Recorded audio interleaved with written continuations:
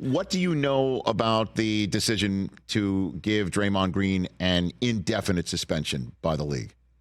So the NBA's thinking in all this is that they don't believe that just giving Draymond a set number of games is going to make any kind of impact. And they're basing that on very recent history. They've suspended Draymond Green 4 times in effectively the last 9 months. They suspended him for 5 games just a month ago. So the NBA came to the conclusion that just giving him a defined number of games where he doesn't have to work towards anything, he doesn't have to show them anything, he just has a date where he's allowed back on the floor, and that's that. They decided that wasn't working. So in making this an indefinite suspension, they're putting benchmarks on this. I don't know specifically what they're going to ask Draymond Green to do. And it is muddy waters to kind of wade into, making mental health decisions, making emotional health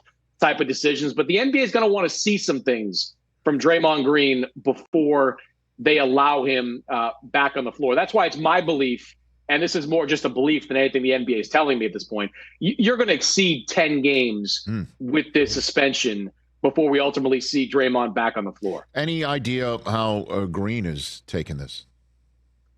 I've had some short conversations, text conversations with people around him.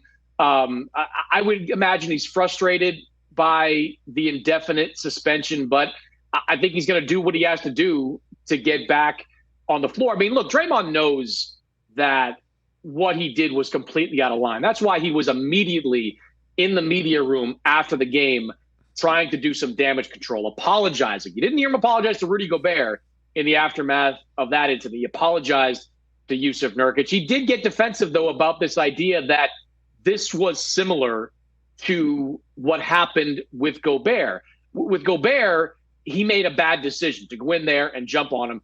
He continued to suggest that this was just a basketball move, that he was kind of flailing to sell a foul. And I can tell you the league didn't buy that, and I didn't buy that. Like that, Draymond came up and wound up and clocked Jusuf Nurkic across the skull with the side of his forearm. That's not a basketball player trying to sell a basketball play in any stretch. So he's going to have some work to do in showing the league that he's ready to get back on the floor. Yeah, and he couldn't use as an excuse that he didn't know Nurkic's whereabouts because he was wearing Nurkic as a cape pretty much for the entire sequence where he was posting up. I had some people texting me afterwards, like, look, this, the foul itself was a modest foul by Jusuf Nurkic. The kind of play you see all the time. He had kind of a grip on his jersey on the right side. Draymond Green swung, hit him on the other side.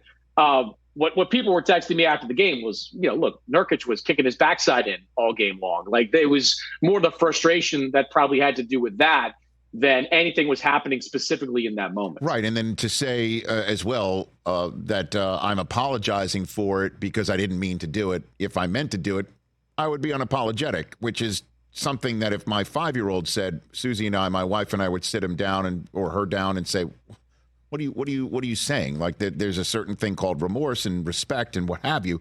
So I guess my question for you is that does anything, because and I know this is treading into dangerous waters here, or tenuous, is probably a better word for it, Chris, is again, it was March and then April and then November and then December, all in this calendar year.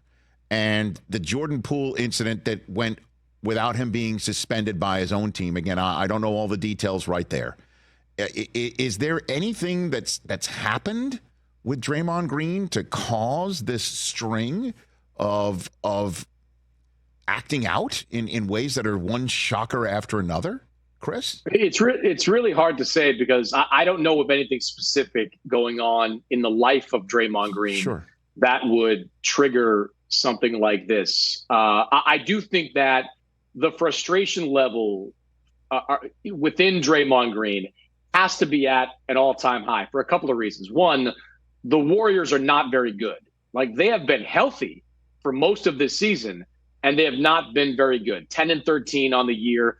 Draymond has taken a step back. Klay Thompson has taken a step back. Andrew Wiggins has taken a step back. So this is kind of you're witnessing sort of the crumbling of the dynasty. And along those same lines, Draymond is not the same type of player. I heard Charles Barkley in an interview recently, talk about how like when he wasn't the same kind of guy, he would lash out in stuff like this. He took a shot at Othella Harrington at the end of his time in Houston because Othella, while he wasn't the player that Charles Barkley was, he played harder and was able to do things that Charles couldn't do. So I think that probably plays into it as well. The regression of the Golden State Warriors as a team and the regression of Draymond Green as a player. Yeah, I heard Charles said that. I think it was on DP show, Chris, and that was on the heels of him in the broadcast where Turner's here and ESPN's there. He screams over at Bob Myers on the ESPN set, like you left the sinking ship just in time.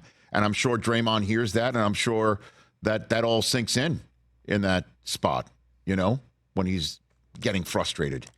It's just it absolutely does. And look, the Warriors are in a difficult position right now. They've got Steph Curry still playing at an MVP level, but the rest of these guys are not. And Klay Thompson on an expiring contract has almost no trade value. Draymond Green with 4 years left on his contract has zero value at this point. Andrew Wiggins looks like the guy we saw kind of struggling through Minnesota and not the guy we saw the last couple of years. So I think they're in a predicament where I don't know what rights the ship in Golden State. Catch the Rich Eisen Show every single day on the Roku channel, 12 to 3 Eastern, for free.